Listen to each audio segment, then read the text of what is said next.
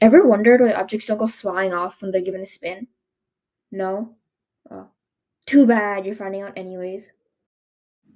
If the object speed is constant and its motion is circular, it's called uniform circular motion. In this motion, the object's direction is constantly changing due to its circular pattern.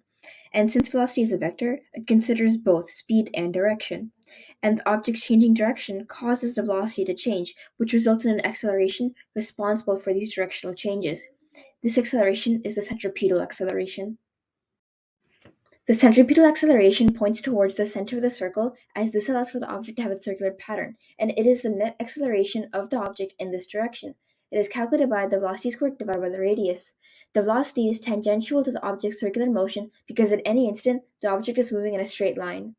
Because there is a centripetal acceleration, there's a centripetal force. However, this is a fake force. It only represents the net force acting on an object in the direction it points to, which is towards the center of the circle, and it is the reason for the object's circular pattern. This force points towards the center because Newton's second law says that the net force acts in the same direction as its net acceleration, and the net acceleration is the centripetal acceleration.